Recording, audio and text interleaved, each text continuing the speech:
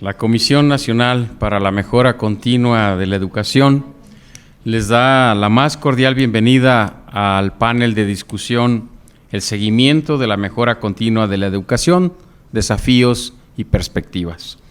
Bienvenidas y bienvenidos sean todas y todos los que nos acompañan en este día en un importante evento para nuestra institución.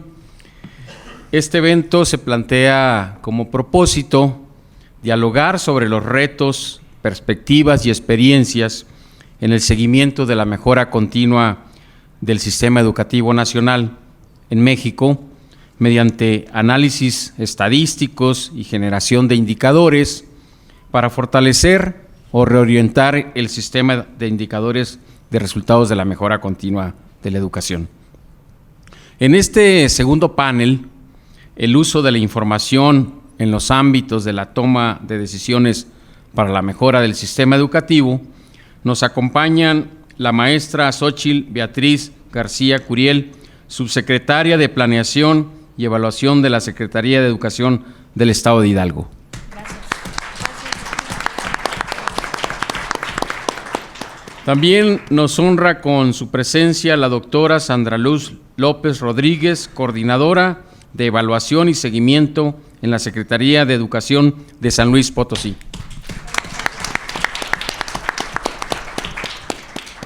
Agradecemos la presencia del maestro José Leonel Escalante Aguilar, director de Desarrollo Educativo y Gestión Regional en la Secretaría de Educación de Yucatán. Mucho gusto, muchas gracias. Y por supuesto nos acompaña el licenciado Florentino Castro López, comisionado de la Junta Directiva de Mejoredu. A todas y a todos, muchas gracias por su presencia. También agradecemos la presencia del doctor Óscar del Río, comisionado de la Junta Directiva en Mejoredu. Agradecemos la presencia de la doctora Gabriela Naranjo, titular de la Unidad de Apoyo y Seguimiento a la Mejora Continua e Innovación Educativa. Gracias a nuestros colegas, a los directores generales y todo el público que hoy nos acompaña para este segundo panel de discusión. Bienvenidos y bienvenidas. Iniciamos. Este panel tiene como propósito recuperar las experiencias locales en el desarrollo de indicadores educativos y también el uso que cada una de las autoridades educativas hace en función de sus intereses, las demandas de los servicios educativos y el contexto de cada una de las entidades federativas. Por eso hemos organizado este panel de discusión, porque para Mejoredu es muy trascendente poder advertir de qué manera se usa la información en las entidades, cuál es el uso de esta información y qué tipo de intervenciones derivan a partir de esta información. El panel lo hemos organizado de la siguiente manera. Cada funcionario invitado presentará durante la primera parte de la mesa de discusión, en un tiempo máximo de 10 minutos, me va a tocar hacer el papel de moderador de los tiempos, las acciones o proyectos vinculados con el uso de la información educativa en su entidad o desde la institución que representan. En este caso, el licenciado Florentino también hará una presentación de cómo hemos ido advirtiendo algunos usos de la información y el vínculo con las entidades. La segunda parte de la mesa considerará una pregunta para cada funcionario que podrá abordar en un tiempo máximo de 5 minutos. Es una pregunta específica sobre las actividades que ustedes impulsan en su entidad. Al final del panel recuperaremos algunas preguntas de nuestro público, las cuales podrán hacer a viva voz directamente a cada uno de los participantes o a todos los participantes si así conviene la pregunta. Cada invitado contará con un máximo de 3 minutos para dar respuesta a la pregunta, ¿no? O a las preguntas. Pues bien, daremos inicio con el panel de discusión con la participación. De acuerdo con esta organización, les decía que cada uno tendrá 10 minutos El orden de participación será el siguiente.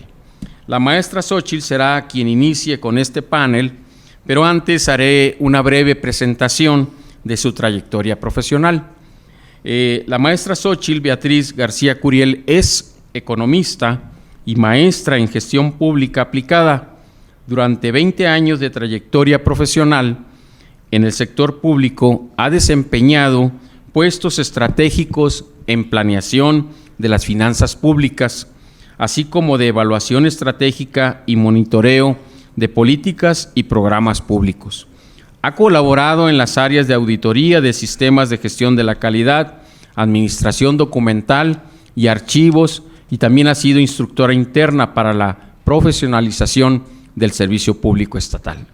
Actualmente colabora en el sector educativo de Hidalgo como subsecretaria de Planeación y Evaluación de la Secretaría de Educación de esa entidad. De manera simultánea ha trabajado como catedrática en Ciencias Financieras, Evaluación y Economía Pública. Cuenta con experiencia como conferencista y tallerista en Educación Superior y actualmente es miembro de la Academia Nacional de Evaluadores. En el papel de ciudadana global funge como activista en materia de derecho de las mujeres a una vida libre de violencia, maternidades, igualdad sustantiva y diversidad sexual y de género. La escuchamos, maestra Xóchitl. Adelante. Gracias. Muy buenas tardes. ¿Me escucha? Sí. Bueno, pues muy buenas tardes. Sí, ¿y cuándo me queda tiempo, verdad? Muchas gracias. Antes que nada, yo quisiera dirigirme a ustedes con un mensaje del secretario Natividad Castrejón Valdés y también del gobernador Julio Menchaca, agradeciendo sobre todo a la comisión por este espacio que nos brindan a nosotros, los estados, las autoridades locales en materia de educación, y que el día de hoy me da la oportunidad de estar aquí pues con mis compañeros también funcionarios, Leonel Escalante y Sandra Luz López. Muchísimas gracias también por compartir con ustedes, a los comisionados, el comisionado Oscar, por supuesto nuestro amigo el comisionado Florentino, la directora Gaby, por supuesto también Abel, que hoy va a estar coordinando, Ingrid, pues por supuesto también aquí, y a todo el personal que ahorita nos encontramos, personal que ha sido la verdad fundamental para que nosotros empecemos a emprender acciones en materia de mejora continua en la educación. Yo quisiera iniciar con un pequeño contexto del estado de Hidalgo. Nosotros acabamos de tener un cambio de gobierno, digo acabamos porque pues apenas estamos arrancando, estamos estrenando un programa sectorial de educación. El gobierno entrante fue en el año 2022, el programa se empezó a implementar en el año 2023, pero una de las principales cuestiones que nosotros venimos a implementar en esta administración fue el hecho de tocar base, de tocar territorio. En el estado de Hidalgo tenemos poco más de 7,800 escuelas. Es un estado diverso, es un estado disperso. De esas 7,000 escuelas, yo les quiero decir que el principal reto es que poco más de 2,000 son escuelas unitarias. Entonces tenemos, la verdad, hay una complejidad tremenda porque son escuelas que muchas de las veces y ciclo con ciclo se nos convierten incluso en escuelas que deben transformarse en el modelo de CONAFE, ¿no? Aparte de eso, otro de los principales retos es que todas estas escuelas se atienden con poco más de 54,000 docentes. Sí, tenemos un superávit y eso nos lo recuerda cada rato UCICAM, ¿no? Nos lo recuerda, pero hay una distribución pues no muy óptima de estos servicios docentes. Hablando de la educación y sobre todo remitiéndome a las acciones o los proyectos vinculados con el uso de información, yo les quiero decir que la primera actividad que nosotros realizamos fue un diagnóstico, no precisamente de los sistemas de información, sino apoyándonos en ellos mismos. Primero fue el de la infraestructura en educación básica, media superior y superior, y también retomando el modelo de la educación inicial, que dicho sea de paso, y yo creo que es un común denominador en la federación, no ha sido iniciado. En la educación inicial, valga la redundancia, no ha tocado tierra, al menos en el estado de Hidalgo, y menos posteriormente de venir de un tema como la pandemia. Les decía yo, estas acciones se enmarcan en un plan estatal de desarrollo y en un programa sectorial de desarrollo de la educación. Tenemos un gobernador verdaderamente sensible, lo han constatado algunos de los consejeros, al tema de la educación. En el estado de Hidalgo se autorizan recursos de poco más de 43% al sector educativo, directo precisamente a los servicios que se brindan a través del estado, aparte la Universidad Autónoma, que dicho sea de paso, pues es bastante dinero el que ellos están ejerciendo. Los principales retos que nosotros tuvimos en el diseño de indicadores es contar con las fuentes fiables actuales en la administración. Si bien es cierto, como todos los estados, pues se recoge la encuesta 911, está estandarizado, es información que pasa por las validaciones del Instituto Nacional de Geografía y Estadística, pero nosotros no tenemos un contacto directo con lo que está sucediendo en las escuelas y sobre todo con el tema de retroalimentar el uso de los recursos, llámese infraestructura, llámese aquellos programas sociales que están aledaños a la misma, como útiles, uniformes, los mismos libros de texto gratuito y por supuesto la asignación de recursos humanos. Entonces el principal reto era volver a tocar a estas 7,000 escuelas y realizar un diagnóstico. Ese diagnóstico nos permitió a nosotros tener metas más reales. Cuando llegamos allá a la administración, bueno, pues todas las metas estaban en extremos. Había unas imposibles de cumplir de los indicadores, principalmente el de eficiencia del sistema educativo, el de grado promedio de escolaridad y el de carencia por rezago educativo y el de población activa físicamente, porque el deporte está sectorizado a nosotros. Había indicadores en los dos extremos, rojos, o sea, imposibles de cumplir, y otros que sobrepasaban, ni siquiera estaban verdes, ¿no? Era un tema estratosférico. Entonces, la planeación a la que nosotros nos enfrentamos fue precisamente una planeación estática, una planeación que estaba en la comunidad del cumplimiento de algunos indicadores y que no asumía retos con aquellos que estaban sucediendo. En Hidalgo les debo de decir que cuando inicia esta administración ya habían pasado 2 años de la implementación de la nueva escuela mexicana en la nación. En Hidalgo todavía no había iniciado, reto que se le vino a sumar también porque nos faltaba todo el modelo al menos de establecimiento de la nueva escuela mexicana y del marco curricular y sobre todo la capacitación hacia el personal. Otro de los grandes retos que nosotros tuvimos ahí y tuvimos que diseñar indicadores al respecto fue el tema de las afectaciones socioemocionales derivadas de la pandemia. Y así conjuntar todo lo que pasa, todo lo que sucede en la comunidad educativa en nuestro programa que evidentemente tiene estos reportes, los sistemas de información asociados que nosotros utilizamos para tomar las decisiones y sobre todo algunas herramientas, la generación de algunas herramientas de análisis complementario, como fueron algunas fichas regionalizadas de información educativa, una encuesta específica que hicimos nosotros de necesidades de infraestructura y equipamiento y por supuesto lo que hemos implementado aquí con ustedes como lo fue el diagnóstico de aprendizajes y habilidades socioemocionales y del cual echamos mano también nosotros para nuestro programa. Voy correcta, ¿verdad? En el tiempo. Vamos bien, me quedan 4 minutos. Nos quedan 4 minutos. Otra de las cosas que yo les pudiera decir aquí, que el reto que seguimos teniendo, y yo creo que no somos los únicos, es precisamente el monitoreo en tiempo real. Nosotros tenemos a los docentes depositando información en los sistemas de control escolar, sobre todo, depositando información cada mes, cada periodo de evaluaciones y que ellos constantemente están capturando y que yo debo decir, aquí está mi director de información estadística, que son docentes que ya están completamente acostumbrados a esa plataforma. Esa información, la del día a día, aún nos falta explotar. No queremos pensar en un gran sistema así enorme que tenga todo, tenemos que pensar en pequeños sistemas que den cuenta de las facultades que tiene cada área, pero sobre todo que nos nutran de reportes y de informes específicos por cada una de las áreas. Pensemos, por ejemplo, en las áreas de tecnologías de la información, en donde es muy ambicioso hacer sistemas grandes y donde todos podemos tomar datos de ahí, ¿no? Pero si no tenemos bien desarrollado, por ejemplo, el control escolar, la estadística educativa, algunas cuestiones que tienen que ver con infraestructura y esas bases de datos cruzadas con los organismos, no sé, les mencionaba yo al principio el CONAFE, les menciono también los institutos de infraestructura física educativa, si nosotros no lo tenemos consolidado y están cumpliendo, bueno, pues va a ser un gran sistema que no nos dé información real, información que nos sirva para una apropiada toma de decisiones. Entonces es uno de los grandes retos que nosotros tenemos. Les comentaba, pues yo creo que en sus estados también es uno de los sectores más grandes, ¿no? Pero todos queremos hacer todo consolidado, no se puede.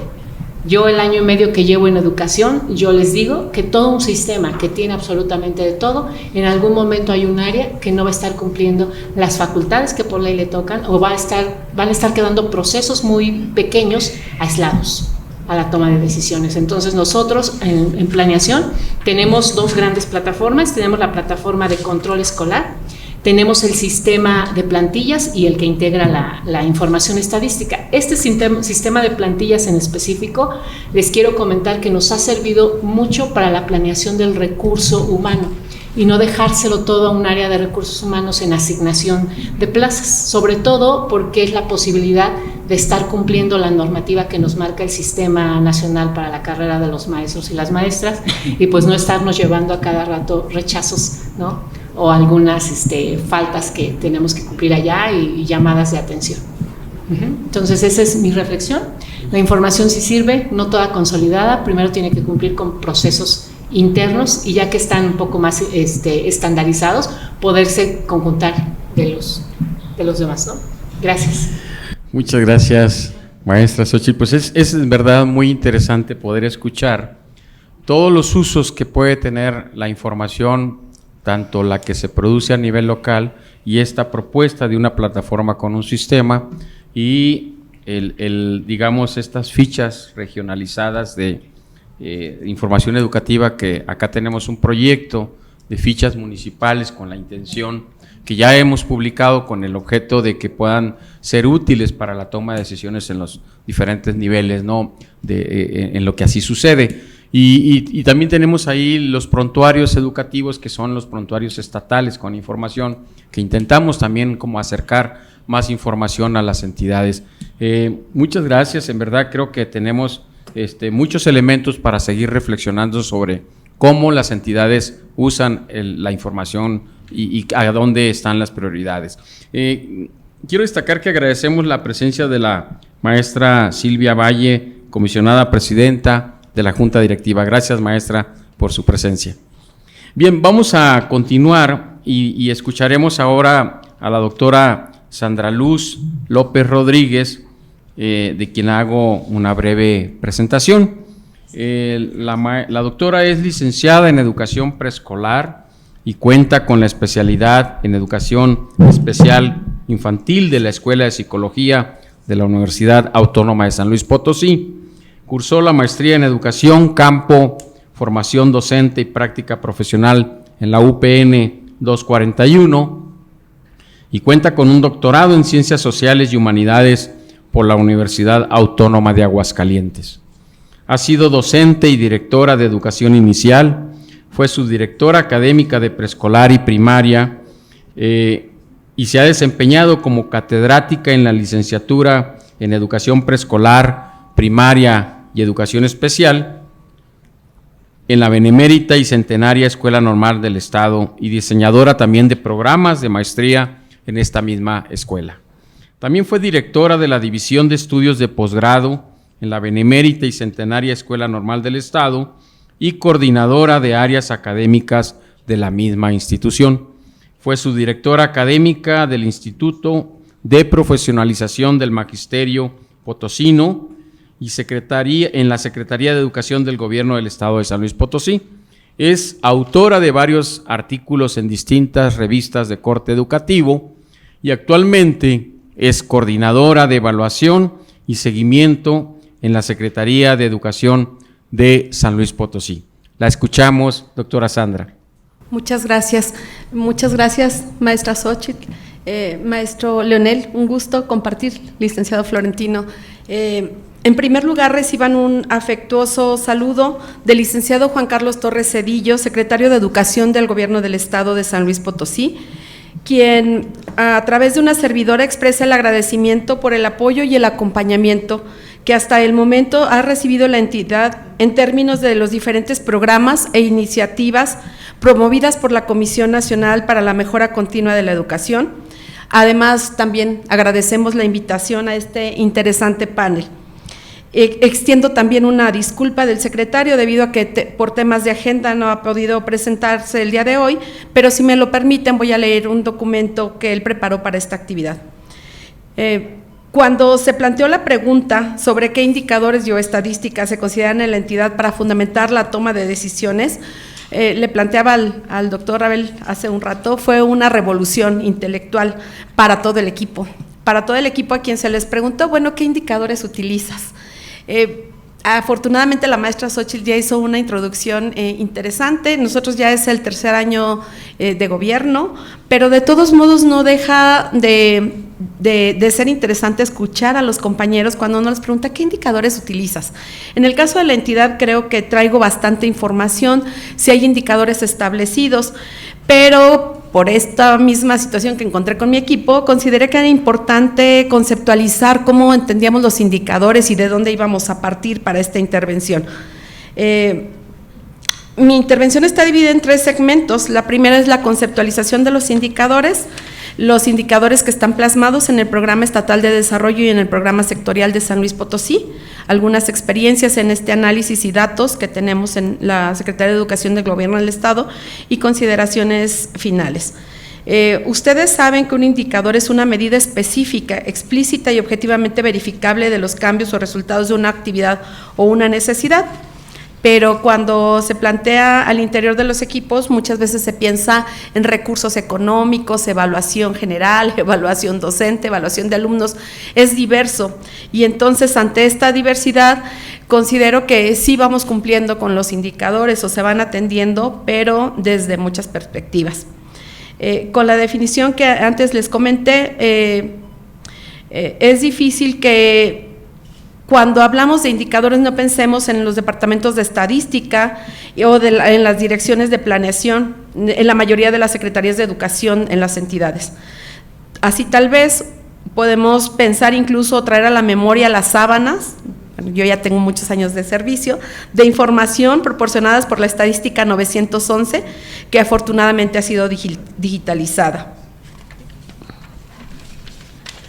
Pero ante el cambio de los paradigmas educativos y la implementación de estrategias nacionales como la que impulsa la mejora de los aprendizajes en el marco de la nueva escuela mexicana, es necesario replantearnos como autoridades o integrantes del sistema educativo nacional si contamos con un enfoque coincidente a estas alternativas o si hay otras perspectivas del uso y diseño de indicadores. Y es nuestro deber cuestionarnos cómo construir indicadores educativos en el marco de la nueva escuela mexicana, en el contexto de la política de rendición de cuentas sin que aparezcan las contradicciones.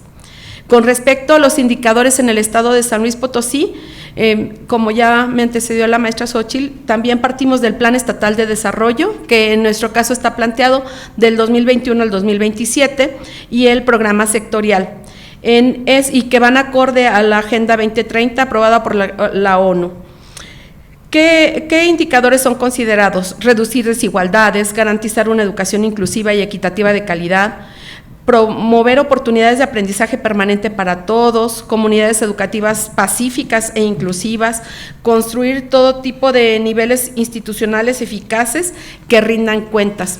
En educación básica y media superior, mejorar los indicadores educativos como deserción estudiantil, reprobación y eficiencia terminal, la disminución del rezago en zonas marginadas y el fortalecimiento de programas de enseñanza que respeten y conserven la identidad cultural y la promoción de apoyos a estudiantes de comunidades con alta marginación. Además de favorecer o fortalecer el Programa Estatal de Construcción de Escuelas, que creo que cuando uno alude a indicadores, regularmente se relacionan o vinculan con cuestiones de mejora material en los edificios. Lo anterior sin perder de vista el interés superior de la niñez, que es innegociable.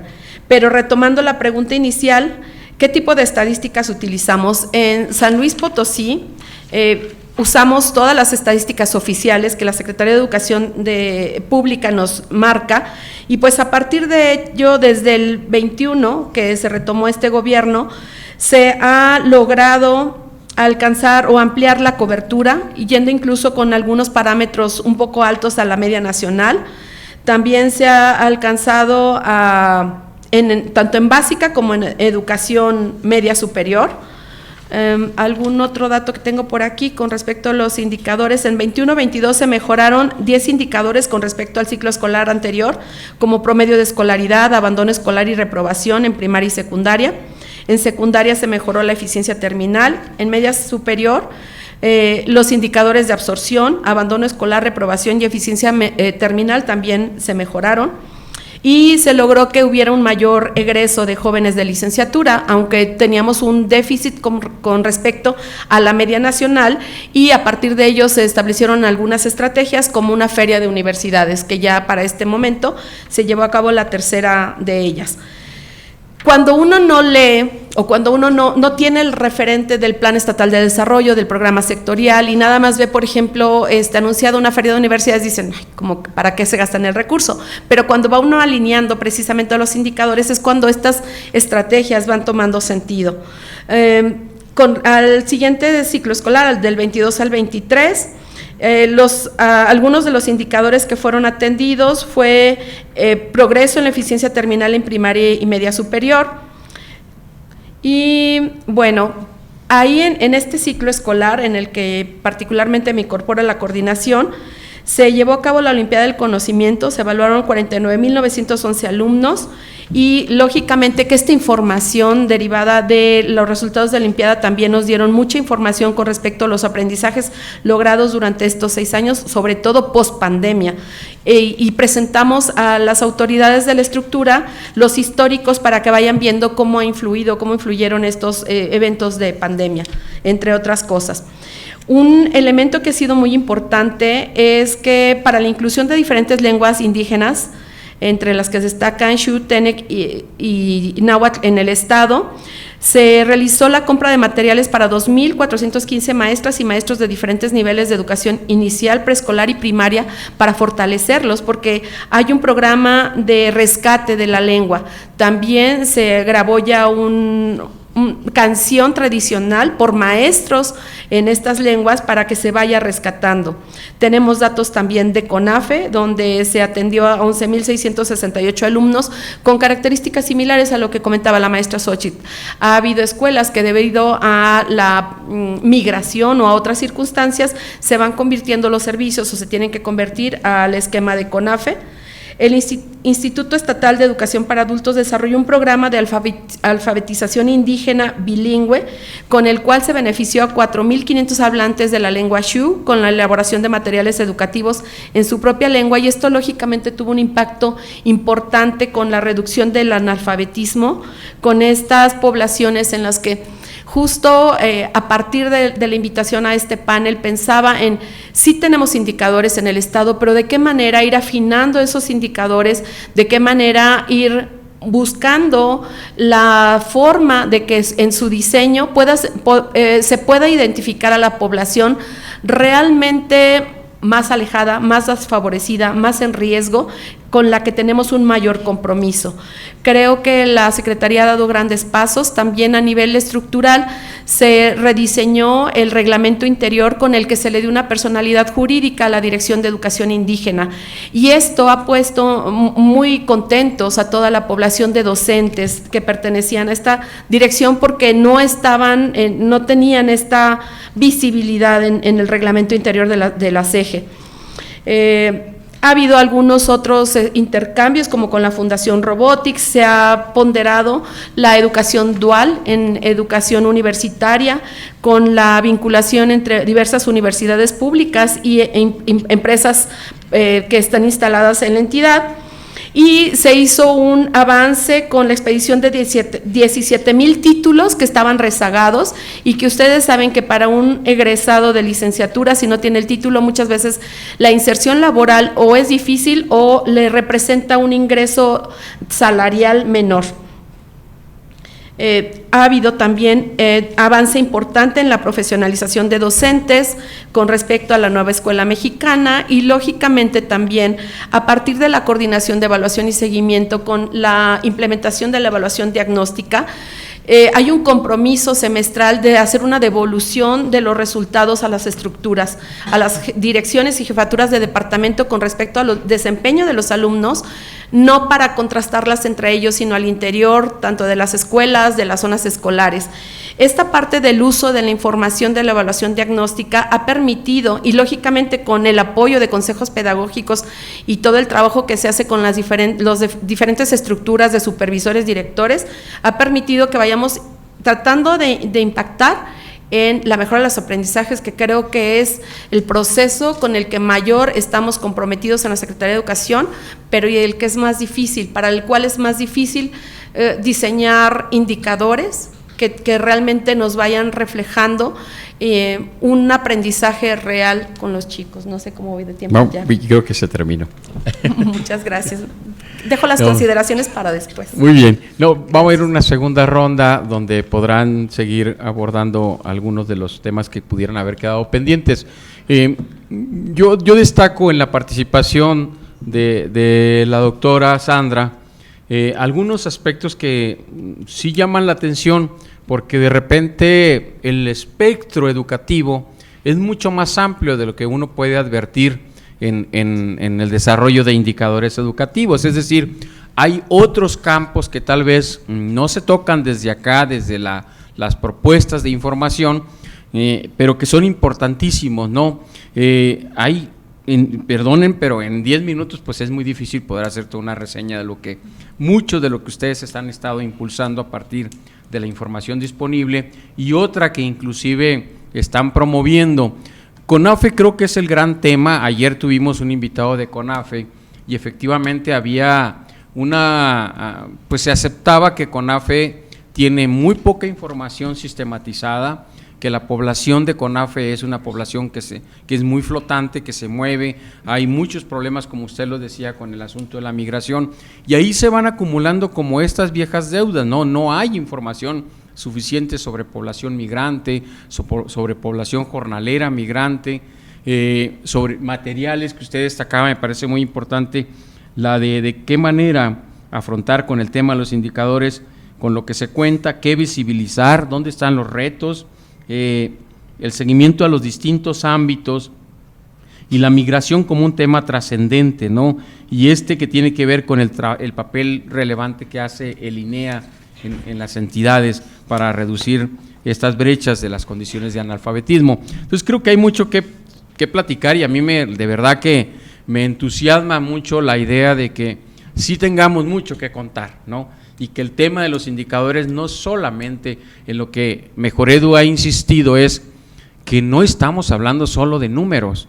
Detrás de los números hemos insistido en que están estas historias, las personas, con todo lo que implica asistir a la escuela y tener la posibilidad del derecho a un espacio, la posibilidad de acercar estos espacios educativos a las niñas y los niños y los adolescentes en este país. Pues muchas gracias, doctora Sandra. Creo que en la segunda parte pues podremos seguir platicando respecto del tema. Y bueno, toca ahora el turno al maestro Leonel Escalante Aguilar, y el currículum del maestro Leonel es muy interesante, y alguien se preguntará, ¿y cómo alguien que tiene un currículum así puede hablar de los indicadores? Pues ahorita los vamos a comprobar, ¿no? Es profesor egresado de la Escuela Normal de Valladolid y licenciado en Lengua y Literatura Españolas por la Escuela Normal Superior de Yucatán, carreras que ejerció durante 36 años en las aulas. Es además promotor cultural, cronista, pintor, poeta y compositor. Tenía que ser de Yucatán, ¿no? En su carrera docente fue también director de escuelas de los niveles primaria y secundaria. Por su labor educativa, cultural y artística ha recibido, entre otros, los siguientes reconocimientos. En 2012, el Instituto Cultural Valladolid le otorga la Medalla al Mérito Vallisoletano. En 2016, la Sociedad Artística Ricardo Palmerín le confiere la Medalla Ricardo Palmerín y lo integra a su mesa directiva como presidente fundador de esta asociación en su tierra natal. En 2017, el Grupo Sociocultural Luis Rosado Vega le otorga la Medalla Alfredo Aguilar Alfaro, y en 2019, la Asociación de Poetas y Escritores de Valladolid le confiere la Medalla José Inés Novelo. Sus poemas, crónicas y artículos educativos y culturales han sido publicados en periódicos, revistas y antologías. Tiene en preparación el poemario Cotidianidades y en 2012 publica su libro Valladolid, Imágenes de Ayer. Fue director de Cultura en 3 administraciones municipales y su labor magisterial se destacó por sus importantes aportaciones a la lectura, la poesía y la música, logrando consolidar proyectos humanistas en poblaciones indígenas del estado de Yucatán. Actualmente es director general de Desarrollo Educativo y Gestión Regional de la Secretaría de Educación del Gobierno del estado de Yucatán, y su función es la de fortalecer la labor docente del magisterio yucateco, destacando la vinculación de la nueva escuela mexicana con las propias estrategias e iniciativas del modelo de gestión regional que se desarrolla en el estado y en el que participan todas las figuras educativas que conforman el colectivo docente yucateco. Entonces, vamos a escuchar ahora al maestro Leonel. Adelante. Muchas gracias. Buenas tardes. Es un gusto estar esta tarde aquí con ustedes, con estos compañeros de lujo que nos acompañan en la mesa y con la presencia de todos ustedes. Bueno, ya escucharon, represento a la Secretaría de Educación del Gobierno del Estado de Yucatán y, bueno, lo platicaba en la mañana con algunos colegas que estoy en la dirección sensible de la Secretaría, porque son 2 abajo del secretario, esta dirección de educación, de desarrollo educativo, que es pues toda la parte sensible y pedagógica, y la otra pues es la de educación básica, ¿no?, que es la parte administrativa. Y bueno, pues desde mi dirección sin duda se diseñan, se acompañan pues todas estas estrategias educativas, académicas y pedagógicas que tienen mucho que ver con estos logros que se han tenido y se siguen teniendo en el ámbito educativo, siendo siempre pues la inspiración pues las niñas, niños y jóvenes en edad escolar, ¿no? Yo quiero empezar, es el aparatito, ¿verdad? Para esto. Sí, creo que sí. ¿Quiere que le ayude? Ok. Comenzamos por favor con la primera diapositiva. Comentarles que, bueno, como contexto, este es el mapa geográfico del estado de Yucatán y como pueden ver está dividido el estado en 17 regiones. Esto fue a partir de 2012, creo que en 11 estados de la República Mexicana adoptan este modelo de gestión regional que en Yucatán nos ha dado mucho, ha sido muy exitoso. Y se los comento porque en estas regiones, que cada una tiene un centro de desarrollo educativo, un edificio en físico, que es donde los docentes en activo pues hacen sus trámites burocráticos, etcétera, o sea, descentralizado esto, pero también ahí están y trabajan los equipos y colectivos de jefes de sector, supervisores y directivos, ¿no? Entonces, desde ahí converge de alguna manera en la práctica exitosa lo que hay que trabajar por la educación en cada una de las regiones, dependiendo también las características de cada una de ellas, ¿no? Y bueno, en cada región existen 2 figuras claves, que son el secretario técnico, que es la figura que atiende toda esa parte académica, que surge precisamente de un colectivo de supervisores. Y también está pues el responsable o coordinador del sede, que es el que se encarga de la parte administrativa, ¿no?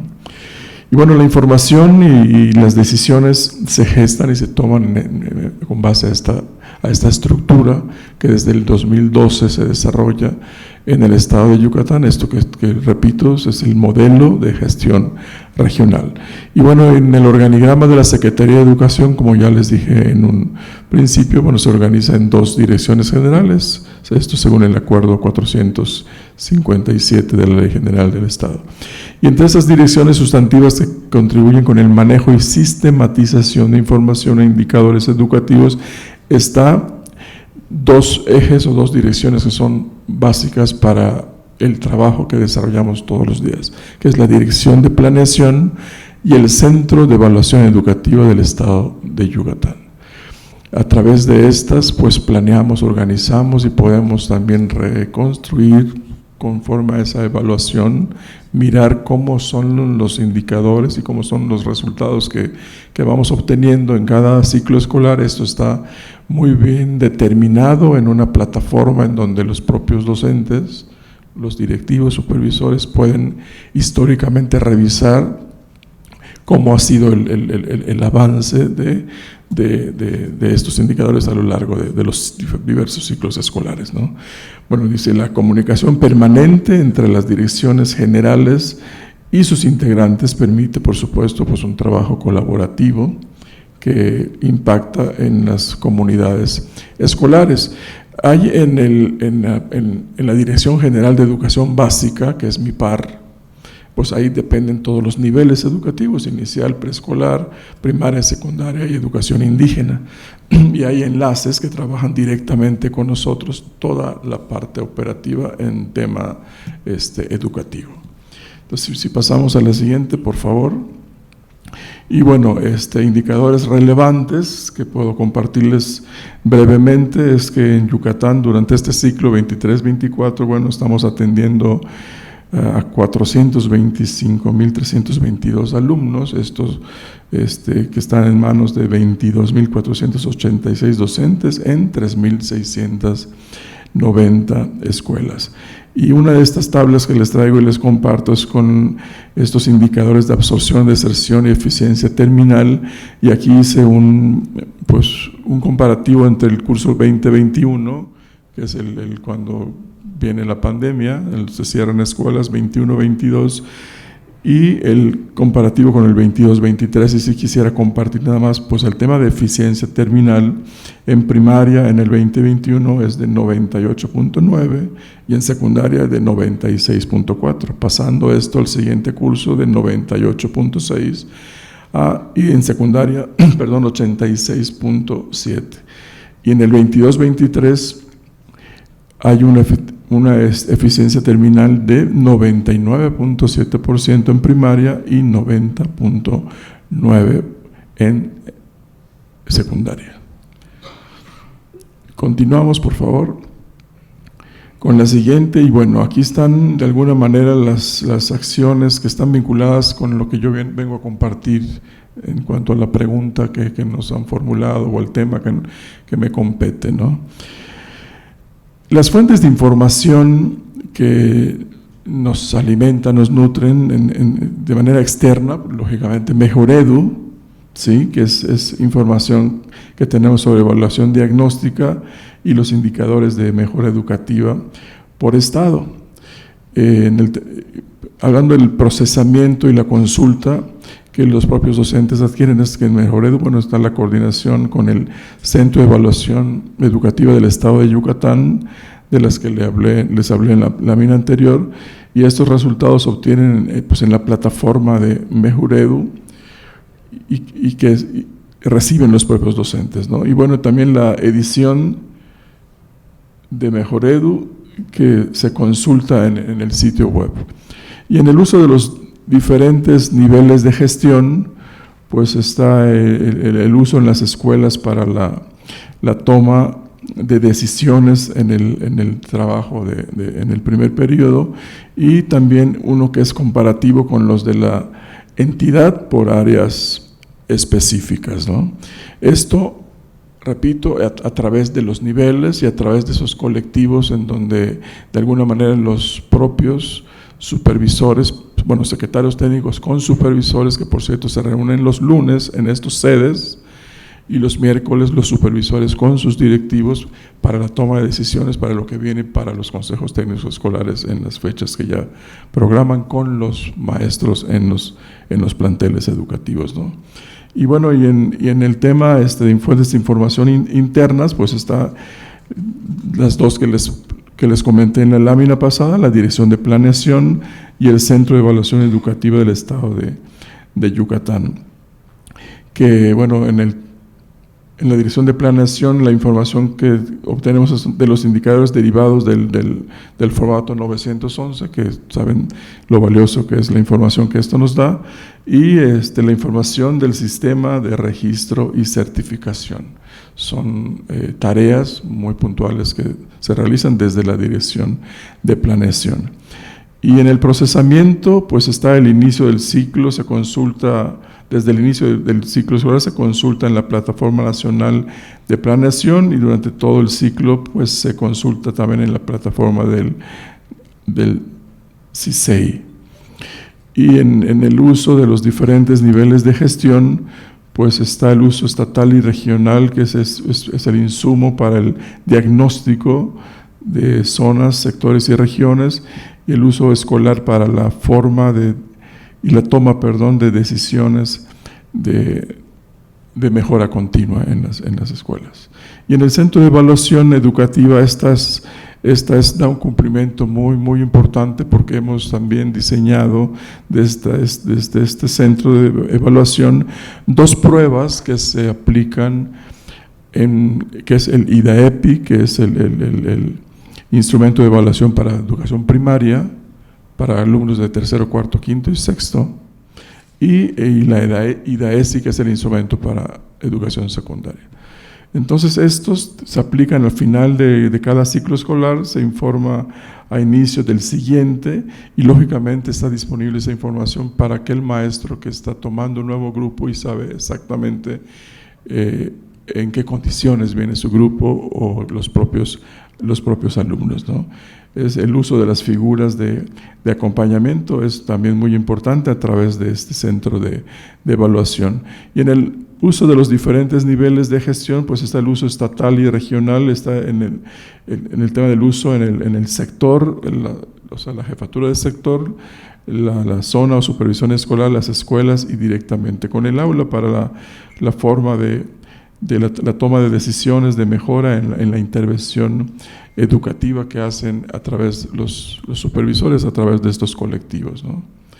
Y el uso, dice, de las figuras que acompañan, que dan acompañamiento a las escuelas de los diferentes niveles. Estos son temas en cuanto a los indicadores, y recalco la gran importancia que tenemos de estas 2 direcciones generales y el trabajo muy cercano con Planeación y con el Centro de Evaluación Educativa del Estado de Yucatán. Si podemos irnos a la que sigue, no sé cómo, un minuto, cómo estoy de tiempo. Un minuto. Ok. Bueno, pues a grandes rasgos este es un ejemplo de la plataforma, ¿sí?, en donde podemos los docentes o todo el colectivo docente del Estado buscar información. Ahí están, veo muy pequeñitas pero aquí, perdón. Ahí están de alguna manera cómo pueden buscar la información brinda insumos esta plataforma para el diagnóstico de la zona. El sector apoya la planeación, seguimiento y evaluación educativa, y aquí también contiene un módulo de gestión pedagógica para el seguimiento a los planes de trabajo de supervisión, los ATPs y los consejos técnicos escolares. Esto es a grandes rasgos. Tengo otras láminas que me hubiera gustado compartirles en cuanto a los indicadores de IDAEPI y IDAESI, que nos ha dado una muy buena, nos ha permitido muy importantes avances, porque esto hace que el maestro conozca perfectamente pues el conocimiento o el nivel que traen los propios alumnos cuando el maestro los adquiere en un nuevo curso escolar. A grandes rasgos, perdón. Gracias. Muchas gracias, maestro. Pues podemos recuperar en la siguiente ronda otra información que nos quiera comentar. Efectivamente, nosotros teníamos información de que en el estado de Yucatán, por el acercamiento que hemos tenido con la entidad, pues se tiene un sistema de información que es el CIGEI, y gratamente sorprendidos, ¿no?, por la información que contiene. Nosotros fuimos a hacer un pilotaje a la entidad con unas fichas de supervisión escolar, y pues sí, nos tomamos un poquito con pared, porque ustedes estaban como mucho más aventajados en el tema, dado que tienen este proyecto que usted nos comentaba, de este proyecto de regionalización, donde los supervisores se reúnen y con toda certeza pues tienen un sistema de información del cual alimentan y toman sus decisiones. Eso a nosotros nos da elementos para pensar si todo lo que se produce en la institución en Mejoredu pues es aplicable para todo el país. Desde luego que no. En contraste, hay otras entidades donde hemos identificado que los sistemas de información son más limitados y sí requieren como este apoyo para poder tener más información, pero obviamente pues podemos aprender en las entidades, nosotros de las entidades, y aspiraríamos a que las entidades aprendieran de los proyectos que se están impulsando desde la institución, porque esta es, digamos, como nuestra razón de ser, ¿no? Bien, vamos a cerrar esta primera ronda de preguntas con la participación del licenciado Florentino. Bueno, casi todos conocen al licenciado Florentino, yo haré una descripción muy breve. Él es egresado de la Facultad de Derecho y Ciencias Sociales de la Universidad Autónoma de Sinaloa. A lo largo de más de 40 años se ha desempeñado como docente, servidor público y legislador. Ha tenido la oportunidad de participar en la construcción e implementación de políticas públicas y proyectos sustantivos para la transformación de las instituciones mexicanas bajo la premisa de contribuir al bienestar integral de la población. Ha sido docente en educación secundaria, educación para adultos y diversas universidades públicas y privadas. Fue secretario de Educación y Cultura del Gobierno del Estado de Sinaloa. Fue delegado de Iztapalapa y director general y prestaciones económicas, sociales y culturales del ISSSTE. Se desempeñó como diputado en la legislatura en la que fue miembro de la Comisión de Educación y presidente de la Comisión de Cultura. En julio de 2019 fue nombrado por el Senado de la República comisionado de la Junta Directiva de la Comisión Nacional para la Mejora Continua de la Educación por 6 años y pues lo escuchamos, licenciado. Adelante. Muchas gracias por la invitación. A mí me invitaron para que diera mis comentarios, mi análisis de lo que ha sido la relación entre Mejoredu y los estados de la República. Un poco esta es la idea central. No tengo duda que una de las políticas públicas más exitosas que ha impulsado la Junta Directiva es haber diseñado una estrategia de comunicación con los estados de la República. Veníamos, sí, Ingrid, pero tengo que... ¿Sí me oyen, verdad? Sí. Bueno, de eso se trata. Entonces, veníamos de una relación totalmente distinta entre estados y lo que era el INE. Había incluso en la estructura del INE una unidad para atender la relación con los estados, y había en los estados personal del INE pues que ayudaba al trabajo entre el INE y los estados de la República. Así que estábamos obligados a construir una política nueva porque la unidad ya no existía y tampoco teníamos gentes en los estados. Nuestra primera análisis era hasta egoísta. Estábamos agobiados por el tema de que no le pegábamos al asunto de la comunicación. Por más que le buscábamos, a la gente le preguntaban qué es Mejoredu, ¿sabe? Entonces era una frustración ver que no podíamos avanzar en la comunicación del proyecto de Mejoredu. Y una fórmula que se encontró, que la aprobó la Junta Directiva, fue precisamente acercarnos a los estados de la República y por esa vía darnos a conocer, aprovechar las visitas que hacemos a los estados, que hacen los equipos de Mejoredu para difundir el quehacer de la Mejoredu. Básicamente nacimos así, con esta preocupación de nuestra parte. Después se ha enriquecido la relación con los estados y ahorita lo comentaré. Establecer una relación con los estados de la República nos hace revisar los grandes temas del federalismo mexicano. Tenemos un estado central, no tenemos un estado descentralizado, hay un estado central. Y educativa, pues no tenemos un sistema educativo descentralizado. Tenemos un único sistema educativo conducido de nuevo por el gobierno federal. Entonces, este es un antecedente que cuando uno quiere relacionarse con los estados no puede dejar de considerar. La SEP ha construido un foro para entenderse con los estados, la CONAEDU. En la CONAEDU le permite a quien es titular de la Secretaría de Educación Pública sentarse con los 32 titulares de los temas estatales y acordar entre federación y estado mecanismos de coordinación. Pero en ese espacio no cabe la mejor idea. Más vamos de invitados, asistimos, pero la discusión tiene que ver más con el tema diario de la relación entre la federación y un sistema educativo pues del tamaño del nuestro. Entonces, con los estados de la República decidimos acercarnos. No los dividimos primero, cada comisionado tiene un grupo de estados y nos propusimos antes que nada un convenio genérico con cada estado de la República que nos permitiera establecer un marco para la relación. Entonces firmamos no sé cuántos convenios genéricos donde las partes manifestaban su interés de trabajar de manera coordinada, de trabajar de manera conjunta.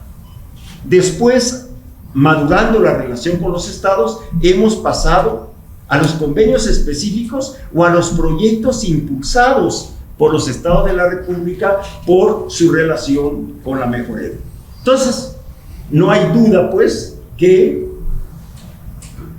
la relación con los estados es una decisión exitosa por parte de la Junta Directiva en términos de política pública. Y necesitamos seguir enriqueciendo la relación con los estados de la República. También habíamos que considerar, pues, la vieja tradición, lo decía hace un momento, tradición federal, centralista del país. Cada vez que uno, cuando esté en provincia, y si eres funcionario de provincia, lo notas, pues el 80% de los temas se resuelven en la Ciudad de México, no se resuelven en nuestras capitales. Yo siempre decía, después de que venía a arreglarme con la SEP para los temas de Sinaloa, le decía al gobernador, los aztecas nos siguen gobernando. ¿Sí? ¿Por qué? Porque tenemos un sistema central que ha ido y venido. Ha habido momentos de que se descentraliza el sistema, se va para atrás, que si la nómina se está para allá, que si la nómina se viene. Todos estos temas los hemos ido aprendiendo los mexicanos para administrar pues un sistema del tamaño del nuestro. No hay otro sistema en el país más importante ni más grande que el sistema educativo. Ahí está el de salud, pero con mucho el sistema nacional más importante es el sistema educativo. Y entonces pues hay que torear al sistema y hay que encontrar la manera de acercarnos en Mejor Edu por razones de carácter legal. La ley dice que Mejor Edu, para comunicarse con el sistema educativo nacional, es decir, para comunicarse con los maestros, con los padres de familia, con los niños, lo tiene que hacer a través de las autoridades educativas, las federales y las estatales. De ahí la importancia de la relación y de ahí la importancia que sigamos trabajando y avanzando en el trabajo colaborativo. Yo he visto experiencias exitosas y anoté algunas.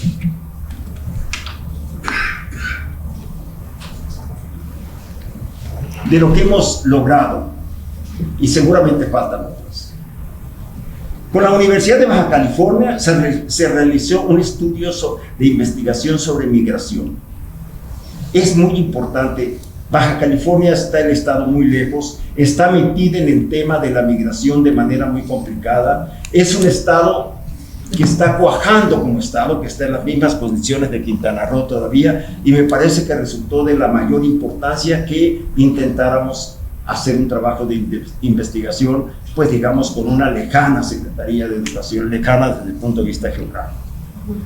Con Chihuahua se llevaron a cabo jornadas académicas de mejoreo en las que se realizaron conferencias, talleres para estudiantes normalistas y docentes de la educación básica sobre los productos de la comisión en materia de evaluación entre pares y educación inicial, entre otros.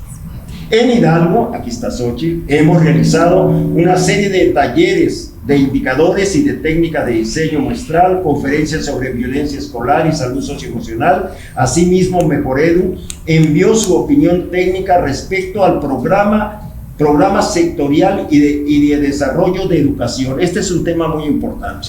Hidalgo, único estado que lo hizo, nos mandó su proyecto de programa de gobierno en materia educativa a la Mejoredu para que diéramos nuestra opinión. Me parece que a ese tipo de relación y acuerdos tenemos que aspirar en el futuro. Y sería una maravilla para esta comisión que tuviéramos injerencia en los 36 programas de cada uno de los estados que se elaboran, dando nuestra opinión, por lo menos técnica, pero me parece que ahí es donde se hace la educación local. Con Jalisco se han llevado a cabo acciones de asesoría y acompañamiento en materia de formulación de indicadores específicos para la mejora educativa del Estado. En educación media superior en Michoacán aplicamos la encuesta sobre características sociodemográficas y profesionales de los docentes de educación media superior y sus condiciones institucionales. En entidades como Michoacán, Nayarit, San Luis Potosí, aquí está la maestra, se llevan a cabo jornadas de mejora continua de la educación con la presentación de indicadores nacionales de mejora continua, talleres de indicadores, conferencias sobre expresiones de violencia escolar y salud socioemocional y consultas con supervisores escolares. En Tlaxcala, realizamos la presentación de indicadores para la mejora continua de la educación y del sistema de información para el seguimiento de la mejora continua de la educación, Mejoredu. Una conferencia sobre expresiones de violencia entre estudiantes de educación básica y media superior, diagnóstico y áreas de atención, y destaca el taller de elaboración de instrumentos de evaluación en el marco del nuevo programa de estudios de la educación básica. Recibimos autoridades de Quintana Roo en Mejoredu y nuestros equipos técnicos impartieron una serie de reuniones y talleres sobre formación docente, de apoyo al seguimiento a la mejora continua y de indicadores estatales. Asimismo, se requirieron la opinión de la Comisión en relación con las propuestas específicas del Estado para la promoción de igualdad de género en la educación media superior. En Zacatecas se llevó a cabo una conferencia, la más grande de la que Mejoredu ha hecho, por eso la registramos. 1,500 maestros asistieron a la conferencia de Mejoredu.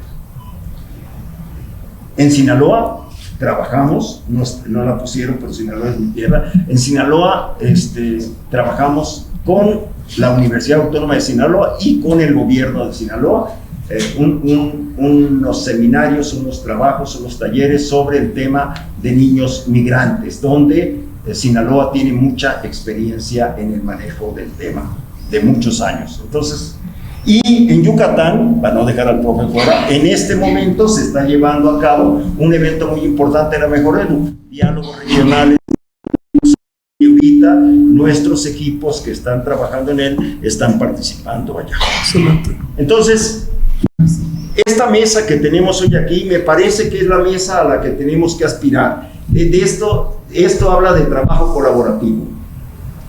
Vayamos olvidando la vieja tarea de los de provincia que venimos a seminarios, nos dicen no sé cuántos rollos, los expertos nos vamos y nunca se oye lo que pasa en la provincia. Me parece que es muy importante tener la presencia de los funcionarios que están operando las tareas nuestras.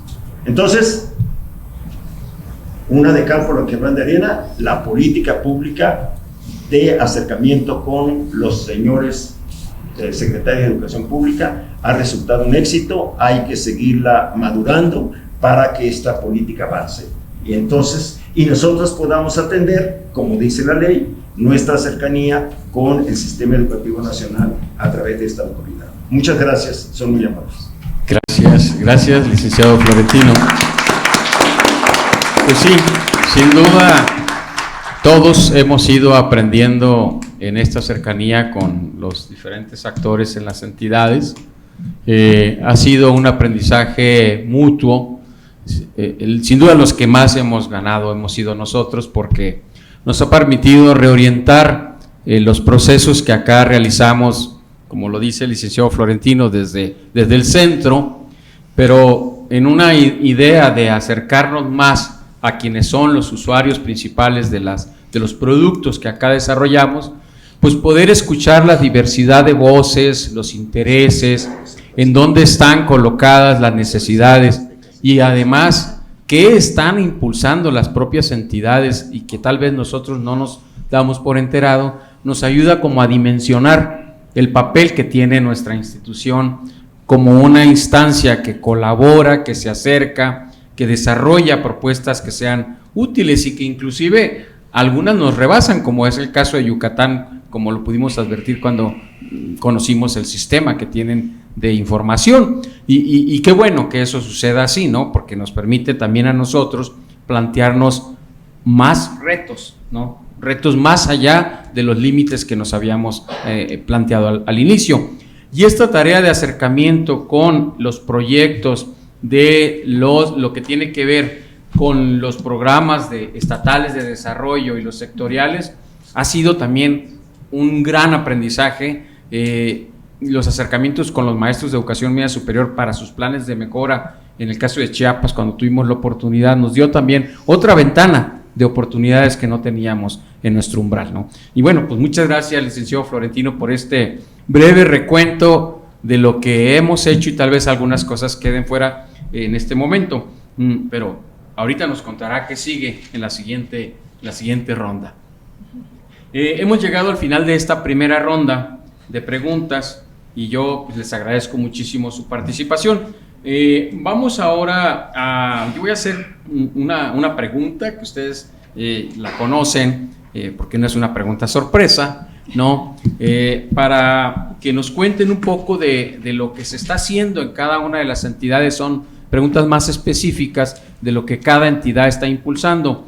Iniciaríamos con la doctora Sandra Luz y yo le preguntaría, ¿qué tipo de estadísticas o indicadores están ustedes considerando para el seguimiento y la valoración de programas o proyectos educativos que se estén impulsando en la entidad, en términos de pues cómo asignar los recursos, a qué población objetivo hay que dirigir el proyecto, la estrategia o la intervención, y qué resultados se esperan en estos casos de que se estén impulsando este tipo de estrategias? Adelante, por favor. Gracias. Si me ayudan con la presentación, aunque va a ser en la segunda parte, les comento que coincido con el maestro Leonel en cuanto al uso de las estadísticas nacionales que la Secretaría de Educación Pública nos provee y con el uso de la 911, de toda la información que nos ofrece el Departamento de Registro y Certificación. Pero en el caso de San Luis Potosí, desde el ciclo escolar 22-23, nos preocupó mucho que los maestros tuvieran información real de qué era lo que estaban haciendo en las aulas. Cuando surge, creo que era la segunda aplicación de evaluación diagnóstica formativa y se provee a los maestros de la información al respecto, hicimos un barrido, pero no para hacer obligatoria la aplicación de la evaluación diagnóstica, sino para tratar de concientizar y convencer a los maestros de la oportunidad de tener un instrumento que pudiera darles información en la etapa diagnóstica de qué sabían sus niños en septiembre, pero también en la segunda etapa en febrero, qué era lo que habían logrado hacer con sus proyectos de intervención docente. Nos dimos cuenta en junio del 2022 que no había una forma de que la entidad tuviera estos resultados, porque si bien había una plataforma de saber que nos proveía Mejor Edu, los resultados no los teníamos como entidad de manera rápida. Entonces se reactivó por medio de convenios una plataforma que ya se había manejado en la entidad, donde se registran las calificaciones de los alumnos, y ahí las escuelas, no solamente las seleccionadas como muestra, registran sus resultados, sino también otras instituciones en general. Entonces, hemos tenido una participación interesante en el ciclo 22-23, en el 22-23, el Estado hizo una inversión importante, se imprimieron los cuadernillos para todos los chicos que cursaban de segundo grado de primaria, tercero de secundaria, que estuvieran inscritos en las escuelas que Mejor Edu determinó como muestra. Esto en el sentido de poder hacer una aplicación de evaluación diagnóstica con un suelo parejo para todos, que todos tuvieran el instrumento en físico para poderlo leer. Incluso para los niños de segundo grado se hicieron 2 cuadernillos para que pudieran contestar ahí. El ciclo escolar pasado, y tengo que hacer el reclamo, nos habían dicho por parte de la SEP que nos iban a mandar los cuadernillos y ya no se presupuestó esta impresión del material, pero afortunadamente en un afán de reciclaje les habíamos dicho: dejen sus cuadernillos, los vamos a pasar a otras escuelas que no hayan sido beneficiados, y los pudimos reutilizar, excepto segundo grado. ¿Qué nos dio como resultado? Que en el ciclo escolar 22-23 ya teníamos información para dar a los maestros.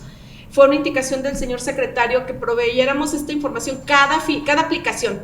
Terminaba una aplicación y entregábamos los resultados, y a partir de ello en los consejos técnicos escolares se hacía el análisis por maestro, por director de escuela, por supervisor, por departamento, y se llevaron a cabo estrategias interesantes para, en el marco de la nueva escuela mexicana, reestructurar o hacer propuestas desde el interior, como lo planteó la nueva escuela mexicana, la intervención docente. Si me ayuda con la que sigue, por favor. Este siguiente ciclo, después ya de este inicio con una sistematización de la evaluación docente formativa, encontramos otro reto.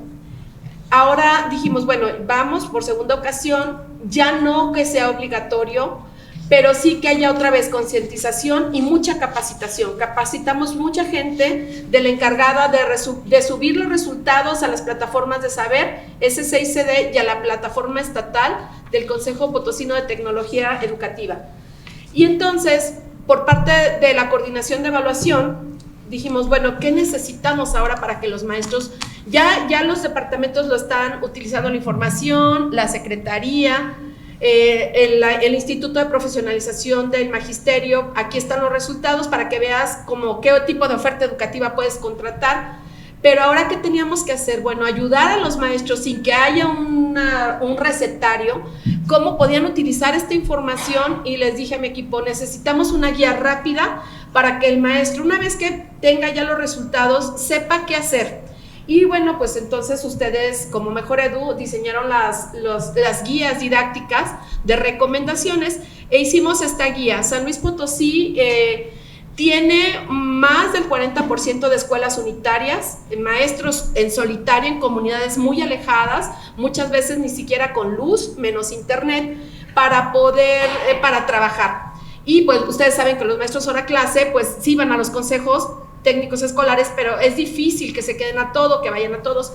Dijimos que el maestro tenga una guía, no importa dónde esté, para que pueda saber, una vez que ya tiene descargados sus resultados, ¿qué va a hacer? Bueno, aquí les pusimos, consulta el reporte, es el primer paso. Nos vamos a la que sigue, por favor, ya va a ser como muy rápido. Identifica los reactivos de interés, y aquí es donde sí ha habido cuestionamiento, sobre todo en este ciclo escolar, pero esto es una prueba estandarizada, y les decimos, ya aplicaste en septiembre, aplícala, ya no es obligatorio, es porque veas que es un instrumento que te provee información. Y entonces los reactivos que tú decidas, o los más bajos o los más altos, son los que tú vas a focalizar, tú como maestro de grupo, o tú como director de escuela, o tú como jefe de sector. Y entonces ya los identificaste, te vas al siguiente paso, que es vamos a ver cuál es el contenido según el cuadernillo de preguntas, cuál es el grado, bueno, cuál es la asignatura, qué corresponde, qué contenido, si nos vamos a la que sigue, y así vamos llevando cada maestro, porque este PowerPoint, que está muy fácil, va llevando al maestro a que vea cuál es la utilidad de los datos. No que solamente nos provee información como entidad y que cumplamos ante Mejor Edu con las escuelas muestra, sino que para el maestro sea efectivo. Nos vamos a la que sigue. Y entonces ya el maestro ve qué es lo que su grupo, porque hay lógicamente tendencias grupales, qué es lo que en su grupo va saliendo muy alto o muy bajo, de acuerdo a la perspectiva de cada maestro. Y entonces, una vez que ya tiene unos resultados, bueno, pues lo llevamos a que conozca que hay el cuadernillo de orientaciones didácticas, porque muchas veces, como dijo el licenciado Florentino, a veces uno pudiera pensar que todos los maestros tienen acceso a toda la información y saben todo lo que hay, y no es cierto. Entonces, hemos mandado esta guía tan sencilla para que a través de la estructura baje a todos los maestros, que la tenga el docente, y que si está en solitario en la comunidad más alejada de Ébano, que es uno de los municipios más lejos de la capital, pueda decir qué tengo que hacer ya con los resultados de la evaluación diagnóstica. Vamos en vías todavía, nos falta mucho. Creemos, estamos convencidos que la evaluación diagnóstica tiene que avanzar, tenemos que alinearla con la nueva escuela mexicana, pero concientizar a los maestros que la información no solamente es para nosotros como secretaría, sino que hay una devolución y un compromiso de la secretaría para con ellos. Y bueno, aquí tengo también otra cosa, quienes nos proveen la información, y yo creo que los colegas están de acuerdo, son los maestros frente a grupo, los directores, los supervisores. Creo que tenemos un compromiso desde hace varios sexenios, se ha prometido que va a haber una liberación en la parte administrativa. Creo que esa parte estamos fallando. Cuando yo empezaba a dar las pláticas bien divertida y bien comprometida de ayúdenos con la plataforma, nada más son saberes, SID y la del CEPTE, y luego me decían, sí, pero tenemos otra plataforma acá y otra acá y otra acá. Híjole, de verdad que me daba luego pena. Pero bueno, los maestros lograron concientizarse, pero creo que tenemos el compromiso de generar estrategias de captura o de aplicación más amables con los maestros. Sí. Nosotros en el estado también se diseñó una evaluación diagnóstica complementaria para secundaria, en secundarias técnicas, donde se valoraron los otros campos formativos o los otros que no están considerados por Mejor Edu, pero ellos contrataron una app para que el maestro de la clase pueda leer la hoja de respuestas con su teléfono y no tenga que capturar cada uno. Entonces, esto ha implicado que secundarias técnicas, todos aplicaron la evaluación diagnóstica de todos los campos formativos, asignaturas o como le quieran llamar, y entonces tienen la información, pero el maestro ya no lo cargamos de trabajo. Entonces, creo que si hay ese compromiso, que ustedes como un organismo macro que pueden tener más recursos, puedan hacer ese diseño de alguna app. Ya lo había planteado yo al licenciado Florentino cuando visitó el estado, y nosotros como secretaría creo que tendríamos que recibir una capacitación para que el diseño de nuestros indicadores sea más sensible y lógicamente podamos identificar a las poblaciones que más nos requieren. Muchas gracias. A usted. Bueno, muchas gracias. Pues nuestros colegas de la Unidad de Evaluación Diagnóstica deberán sentirse muy contentos de conocer lo que se está haciendo con lo que Mejor Edu produce en torno a las evaluaciones diagnósticas, que también a nosotros nos da mucho gusto porque finalmente es información de nuestra institución y también se desarrollan indicadores o se pueden desarrollar indicadores en torno a esa información. Bien, pues vamos ahora a, muchas gracias doctora Sandra Luz, cederle la voz, la palabra al maestro Leonel, y la pregunta sería, ¿cuáles son los retos de información educativa para la atención a la población indígena en Yucatán? Claro que sí, si me ayudan, tengo creo que una o dos laminitas por ahí relacionadas a este tema. Por favor, ahí mismo, podemos correr, podemos bajar, por favor, ahí mismo. Una o dos minutos, más. maestro. Ahora sí acorté más el tiempo. Una o dos más, por favor, una más. Una más.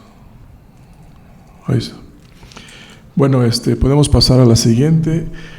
Bueno, la pregunta es muy interesante. Sí quiero comentar que que hay muchos retos en el tema de educación indígena. Como bien sabemos, comunidades aisladas, comunidades con muchas deficiencias en temas tecnológicos, etcétera, etcétera. Esto nos ha hecho abocarnos a muchas tareas en las cuales quienes son actores muy importantes son los propios maestros, directores y supervisores de la educación indígena en el Estado, que curiosamente comentaba con el doctor en la mañana que haciendo pues estos balances, estos estudios, muchos de estos docentes tienen maestrías y doctorados. Y esto lo digo porque, bueno, hay un afán y una pasión muy, muy fuerte de este sector de educación indígena por el trabajo que se hace. Entonces, esto nos motiva, por supuesto, de alguna manera a afrontar esos tremendos retos que se tienen, ¿no? Y bueno, aquí yo destaco algunos: la revisión y mejora de las técnicas de recolección de información y sobre todo este rubro para la obtención de información a gran escala.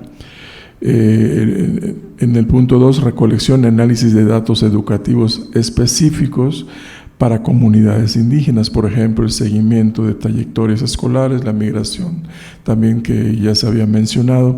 Y destaco en letras negritas esta que es muy, muy importante.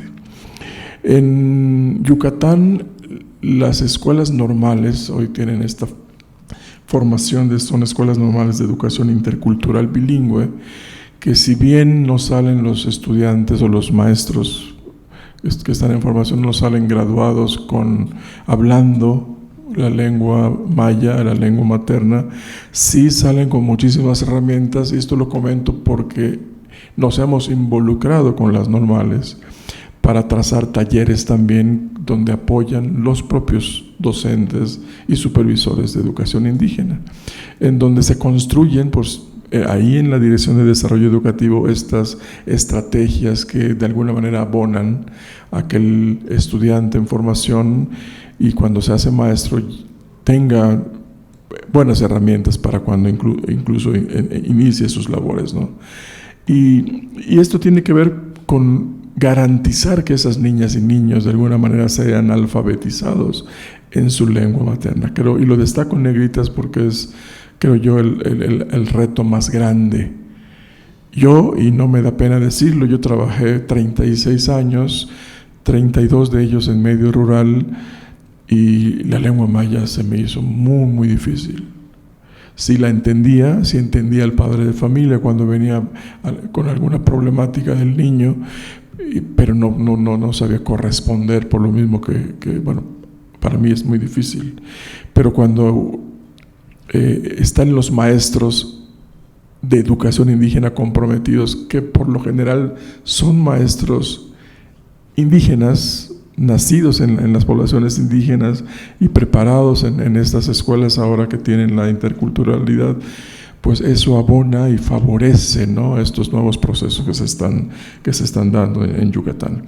Bueno, y la disponibilidad también y acceso a recursos educativos en lenguas indígenas. Tenemos un proyecto que es maravilloso, que también lo hemos compartido con otros estados, y que es el que los docentes junto con los padres de familia construyen sus herramientas o libros. Le llaman libros cartoneros, que algunos de ustedes ya conocerán porque en otros estados también se aplica, y hacen estos trabajos que son como obras de arte, porque usan bordados, usan pintura, reciclan cartones y hacen unos libros cartoneros muy coloridos y muy, muy bonitos.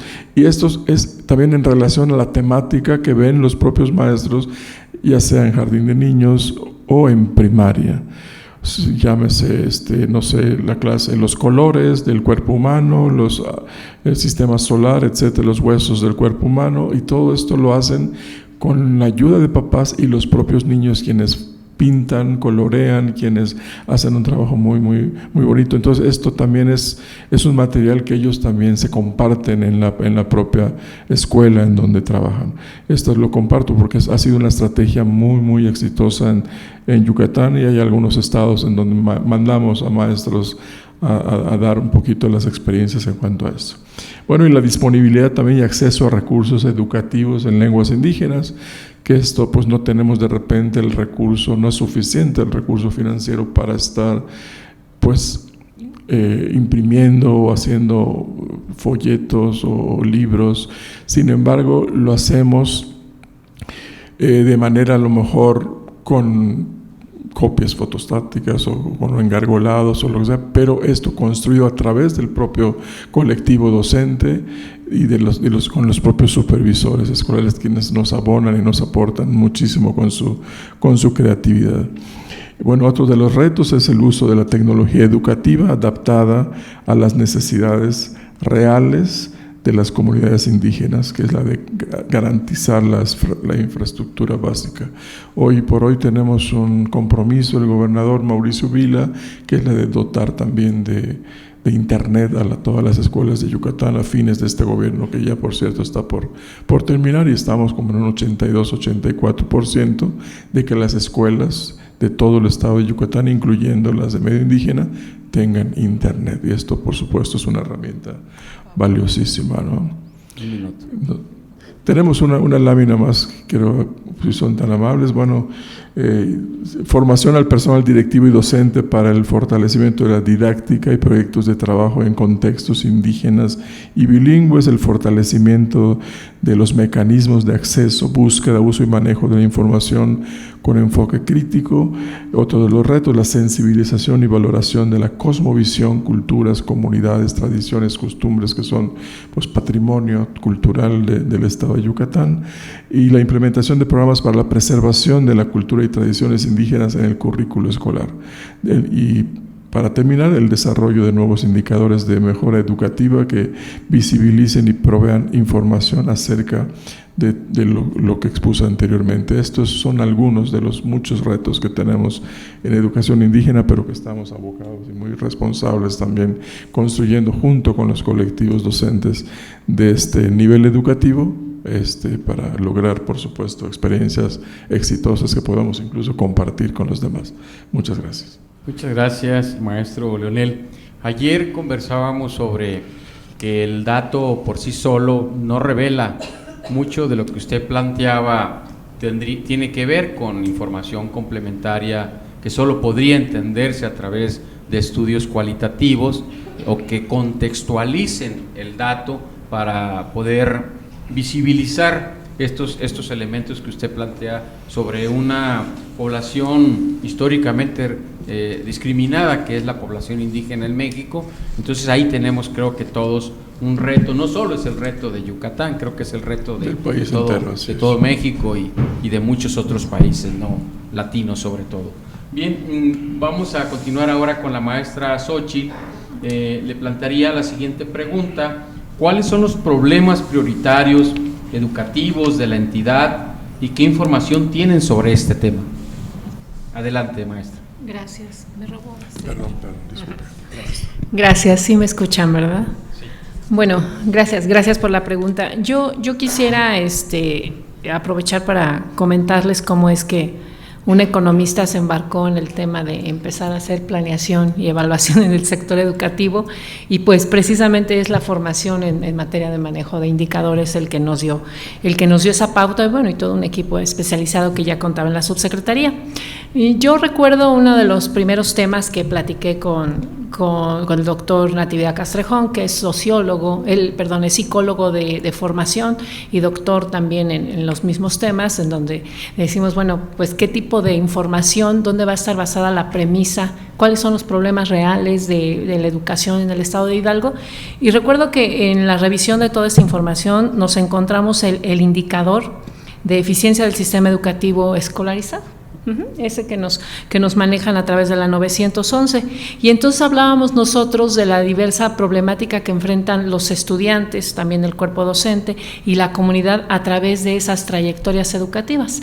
De un pequeño, vamos a pensarlo así, que ingresa al sector educativo en el año 2005 y que por ahí del año 2022 pues está egresando, y cómo este trayecto educativo, no todos los que estudiamos tenemos que llegar a ser profesionales licenciados, ¿no? Puede haber otras alternativas, pero ¿qué es lo que sucede en cada una de estas etapas? Y tratamos de identificar y llegamos a varias aunado a un modelo de análisis de indicadores sociales. ¿Dónde están precisamente esas problemáticas adyacentes, no solamente a un tema educativo, sino a un tema de contexto social? Y que nosotros, a través de un programa sectorial, de un plan estatal de desarrollo que ya nos daba el contexto de un tema de la educación de manera concurrente con las demás secretarías, pudiéramos estar marcando la diferencia. Evidentemente, nosotros tenemos unos indicadores de eficiencia terminal. El niño que ingresa a educación preescolar y sobre todo también primaria, bueno, tenemos una cobertura del 100% y el mismo número de niños sale.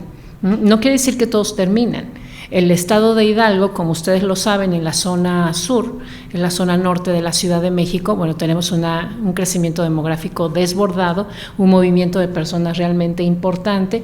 De hecho, la ciudad de Tizayuca, que colinda con Ojo de Agua y Tecámac, es una ciudad dormitorio completamente, con todo lo que implica, ¿no? Y con todos estos desarrollos habitacionales que sí ponen la escuela, pero ahora hay que planear todos los recursos para dar servicios en la escuela. Entonces, ese era uno de los primeros, ¿no? ¿Qué es lo que sucede? Porque si están ingresando 100, estamos terminando con 100, pero también analizar este tipo de fenómenos. ¿Qué pasa en la secundaria? Bueno, en la secundaria, siendo igual parte de este sector de educación básica, también ingresan los 100, salen nada más 92, ahí tenemos una pequeña baja. Los problemas que más nos íbamos encontrando ahí ya eran problemas de tipo de embarazos no deseados en adolescentes. El estado de Hidalgo es el número 1 de embarazos adolescentes, o sea, de niñas entre 11 y 15 años, primera problemática. Pueden estar en ciudad, en una metrópoli como lo es Pachuca, Tulancingo, Tula, que son las que colindan precisamente con Estado de México y Puebla, o pueden estar en esas regiones de la Huasteca, donde no me va a dejar mentir aquí la doctora. Hay situaciones de marginación y de pobreza demasiado marcadas y de tradiciones pues, con arraigos, ¿no? Fuertes. Después de eso nos vamos a la secundaria, donde todavía el manto, yo le digo, de la educación básica, que es la que, pese al modelo centralizado del manejo de recursos, es la que tiene más recursos, ¿no? Donde se garantiza este derecho. Pasamos a la educación media superior, y ahí tenemos realmente una baja considerable. De estos 92 niños perdemos, bueno, que ya se están convirtiendo en adolescentes, 36. Ya, se van 36, considerando que en el mercado laboral hoy en día, si tú no tienes una competencia mínima técnica para poderte insertar en un trabajo, no tienes la posibilidad de, ¿no? Entonces, esos 36 que perdimos son por diferentes causas, son por migración. También el Estado de Hidalgo es un gran expulsor de mano de obra barata para el extranjero, no precisamente, para el extranjero, también en cuestiones que tienen que ver con la agricultura en San Luis Potosí, en Tamaulipas, y también la delincuencia. Cuando llegó recién el gobernador Julio Menchaca en el año 2022, tenía el Estado de Hidalgo el deshonroso lugar de ser el número 1 en materia de extracción ilegal de hidrocarburo, de huachicol. Ustedes saben que tenemos una de las más importantes refinerías en México, que es la refinería de Tula, que no extrae, sino nada más refina, y que toda la red de ductos que hay ahí, bueno, pues son especialmente asediados por todo este tipo de delincuencia. Entonces tenemos a chicos ya no yendo a la escuela, sino dedicándose a este tipo de cosas, a niños de primaria, de kinder, que hemos tenido graves accidentes ahí, siendo halcones, ¿no?, avisando a los delincuentes. Entonces, todo este contexto social nos fue explicando por qué al final de toda esta línea de trayectoria solamente nos iban a egresar del sector superior, nos iban a egresar nada más 32 estudiantes. De 100, nosotros estábamos perdiendo todos esos estudiantes, ¿no? Y con el entendido de que tampoco Hidalgo es un generador muy grande de empleo, estos estudiantes muy pocos iban a trabajar, iban a contribuir a la vida económica del Estado. A raíz de eso es como detectamos los tres principales problemas que estábamos teniendo en la política educativa. El primero fue precisamente basado de un contexto social, qué es lo que nos había dejado la pandemia, qué es lo que nos estaba arrojando y por qué el sistema educativo no podía arropar ahora a todas las personas que convergemos en ellos, ¿no? Que son principalmente los docentes, los niños y los padres de familia. Y fue cuando nos encontramos estos apoyos con Mejor Edu, con la evaluación, diagnóstico de habilidades socioemocionales, precisamente en el último grado de secundaria y educación media superior, donde vimos que era una problemática realmente grave en el estado de Hidalgo, ¿no? Que había desde las actitudes que todos conocemos, de pocas habilidades socioemocionales, hasta cuestiones que tenían que ver incluso con suicidios o este tipo de problemas. Es que nosotros implementamos un programa especial de educación socioemocional, que al un principio se llamó así, educación socioemocional, y que cuando lo fuimos, y también por el perfil del secretario evidentemente, ¿no? Y con el apoyo y acercamiento que tuvimos de ustedes con la Organización de Estados Iberoamericanos, que ellos también a nivel internacional han implementado algunos modelos en países de Latinoamérica. Entonces lo implementamos, lo empezamos a estructurar y pasamos de dar capacitaciones a hacer verdaderas intervenciones en las escuelas, con un equipo vasto que brinda acompañamiento. Pensaríamos que solo a alumnos, no, a docentes también. El docente está quemado, bien lo decía la doctora, ¿no? El docente ya no quiere más carga administrativa, aunque le digamos y lo tratemos de convencer que es a favor de él para que tenga datos fiables, ¿no? Muchas de las veces, y los reclamos a las áreas que recolectamos datos son, sí, pero pues te ayudo nada más a ti porque yo ya no recibo nada a cambio, o de qué me sirve. Ese fue el primer programa, derivado de este contexto social que nosotros pudimos captar. Ahí vienen los temas, les digo, de embarazo, los temas socioemocionales, los temas que tienen que ver también con la cuestión de insertarse en el mercado laboral y por qué se van los alumnos, ¿no? El segundo programa que implementamos tenía que ver con la infraestructura, con la dispersión y con el hecho de que en el estado de Hidalgo poco más del 12% de las escuelas no cuentan con servicios básicos, ¿sí? Una escuela sin baño, bueno, pues no tiene posibilidad de que los niños asistan ahí, ¿no? Entonces el tema de la infraestructura también es un problema en todos los estados. Lo sabemos que por ahí hace algunos años, en el 2015, si mal no recuerdo, se implementó estructura financiera del FAM y se creó el FAM potenciado, y que a estos años el FAM potenciado nos representa una pérdida en pago de intereses tremenda, ¿no? Tenemos un monto para rehabilitar, para dar mantenimiento y para construir y para equipar escuelas, más o menos por ahí de los montos que teníamos en el año 2010, ¿no? Y pues para 7,000 escuelas eso es, no se puede, ¿no? Aunado a los pocos recursos estatales de los que se puede disponer, porque el modelo en efecto es centralizado. La educación y la salud en México es centralizada. Entonces se crea el programa de infraestructura inmobiliario, echando mano también de esta economía que se ha creado con las fraccionadoras, los que están haciendo desarrollos habitacionales en el estado, y la responsabilidad que tienen, de acuerdo a los lineamientos municipales, de poner instalaciones de escuelas, ¿no? De equiparlas y de integrarlas así cada determinado número de casas y de otro tipo también de asociaciones.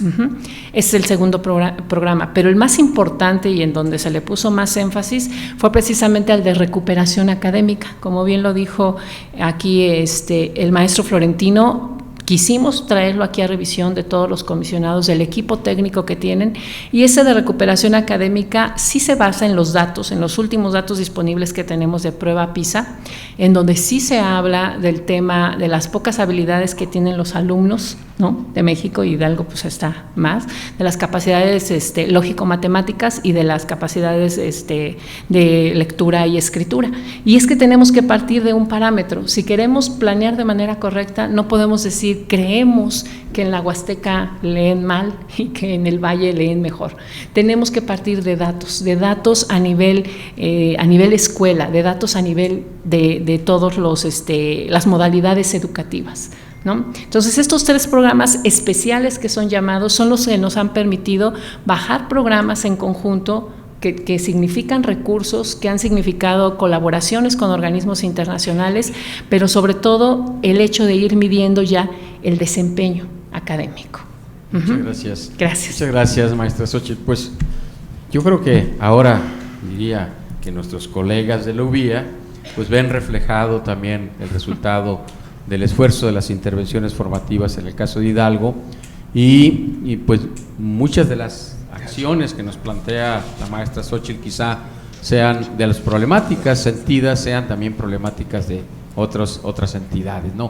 Y bueno, el tema da para mucho para poder seguir dialogando, pero pues el tiempo aquí es un enemigo en nuestra contra. Vamos a cerrar esta segunda ronda y con ello iremos ya llegando casi al final de este panel con el licenciado Florentino respecto de algo que ya empezó a abordar en la primera intervención sobre qué sigue en el caso de las acciones que se deberán seguir impulsando desde Mejor Edu para fortalecer o seguir fortaleciendo los vínculos con las autoridades educativas. Primero, no hay una solución genérica. La relación es totalmente dispar. En un estado has avanzado en un tema, sí, entonces no se puede desde Mejor Edu decir ahora vamos con el tercer tema, porque el sistema educativo con todo y lo centralizado pues tiene sus propias libertades y ustedes, los gobernadores, asumen temas en específico que son los que le interesan y pues por ahí hay que... Yo les diría que a mí me parece que hay que seguir ahondando la relación. Me parece que necesitamos que el tema educativo esté en la agenda de los gobernadores, no está en la agenda de todos los gobernadores, y el cambio que hay en un estado, cuando el gobernador esté interesado en el tema educativo, a no estarlo, es total. Me parece que con inteligencia, quienes están al frente de las secretarías tienen que vender su producto, y su producto se llama Secretaría de Educación Pública. El caso de Hidalgo es un caso de un gobernador interesado, ¿sí? Nosotros fuimos a verlo, fue Silvia también, recuerdo, y planteamos ahí, alguien le hizo números sobre todo de infraestructura, alegres al gobernador, y el gobernador oyendo al funcionario que en ese momento estaba diciendo, dice el gobernador, todo eso es cierto, pero no hay trabajo para los muchachos egresados. Sí. O sea, la visión que tiene un gobernador es completa, ¿sí? O sea, el secretario de Educación Pública le puede decir, ¿sabes qué? Egresaron de la prepa tantos, y luego, ¿a dónde van? Sobre todo en términos laborales, en términos de empleo. Entonces, me parece que es vital para mejorar que en Mejor Edu busquemos enriquecer la relación con los estados y involucrar a los gobernadores en el tema educativo. No es un asunto de decreto, ni nos van a hacer caso todos, pero me parece que como propósito tendríamos que buscar.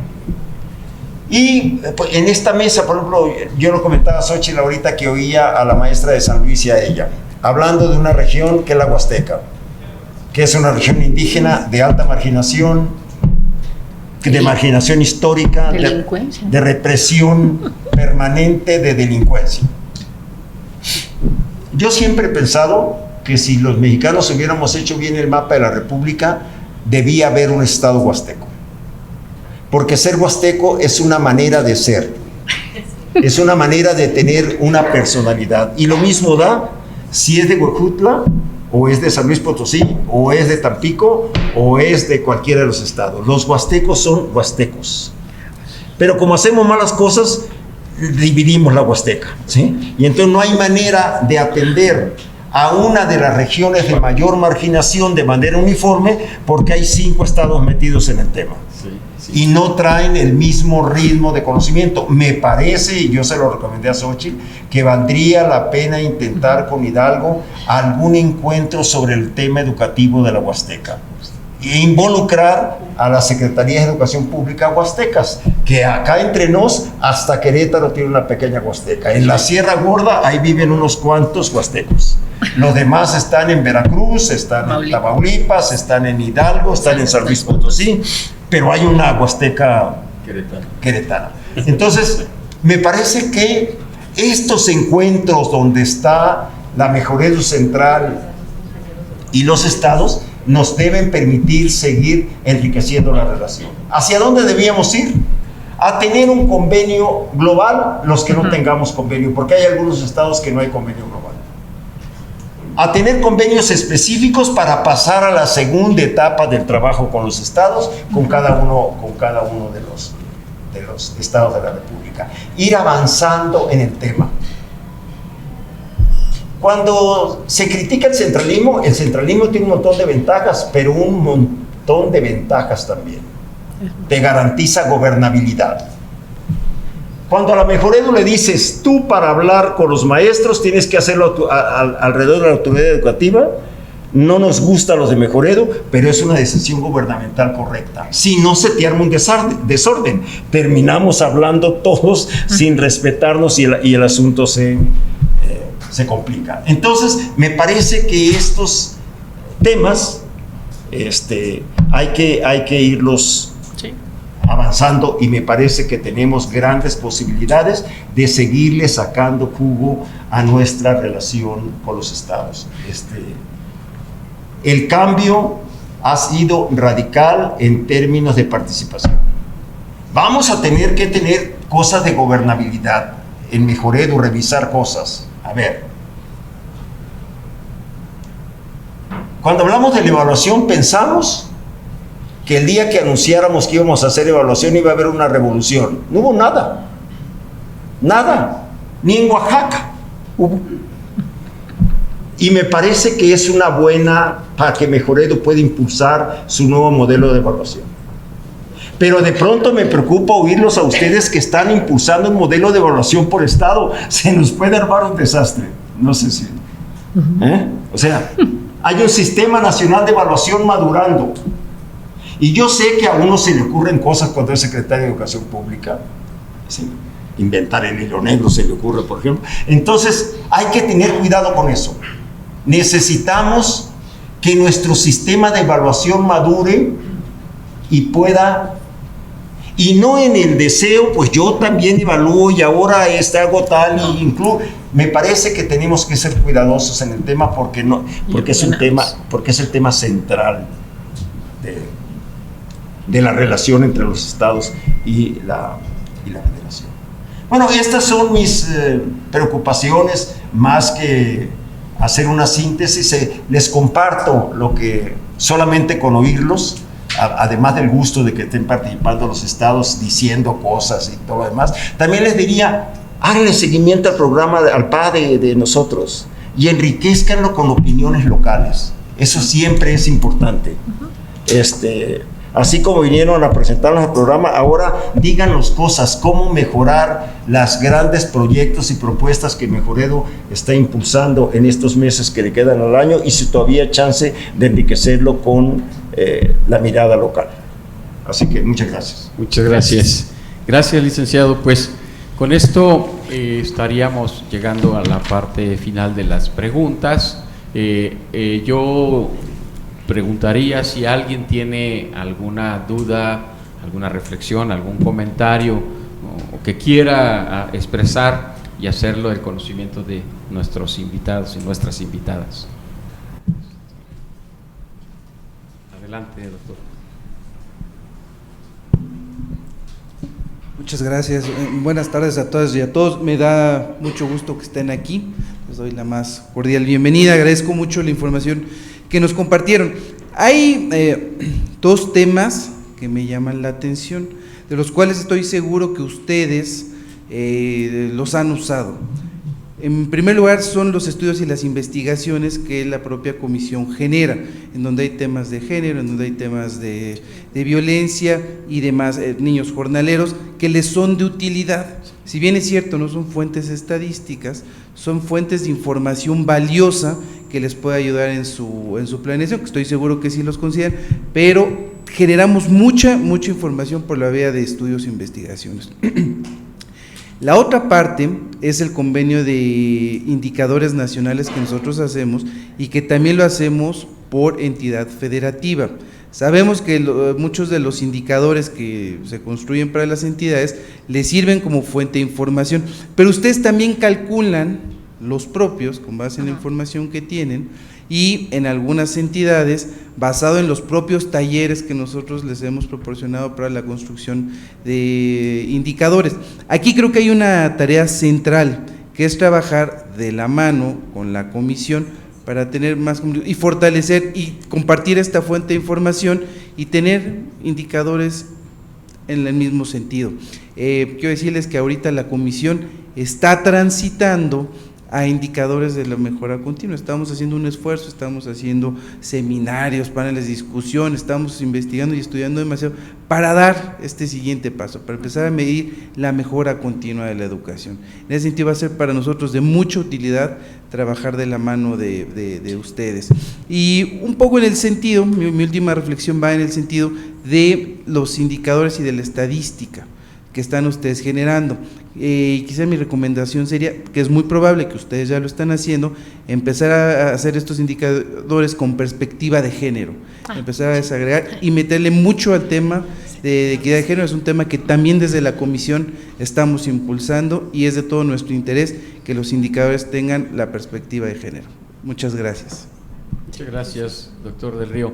No sé si alguien tiene alguna comentario respecto de lo que el doctor Del Río nos expresa. Yo quisiera complementar, perdón que tome la palabra, sí, en efecto, y aquí está mi director de estadística, de información, y en efecto, a partir de este año, ahí en Hidalgo hemos innovado un poquito en los productos de información y hemos sacado a una herramienta de visualizadores, porque muchas de las veces pasarles el compendio o todo el anuario estadístico, pues sí sucede que no las personas que toman decisiones de alto nivel no lo leen de manera completa. Y precisamente en meses pasados tuvimos por ahí un corte, iniciamos con un tema de equidad de género en los salarios. La verdad fue un tema más del 8M, pero lo quisimos hacer. El secretario, mi jefe, comenta que la secretaría está en manos de las mujeres porque somos 3 subsecretarias y somos bastantes directoras generales, ¿no? Pero yo le comentaba, le digo, bueno, le voy a demostrar que las que ganan menos son las mujeres, ¿no? Y estoy hablando precisamente de maestras, estoy hablando precisamente de personal PAE, que personal de apoyo a la educación, y en efecto tuvimos a bien llevar a cabo algunos diagnósticos, algunas encuestas diferenciadas, y pues fue así, ¿no?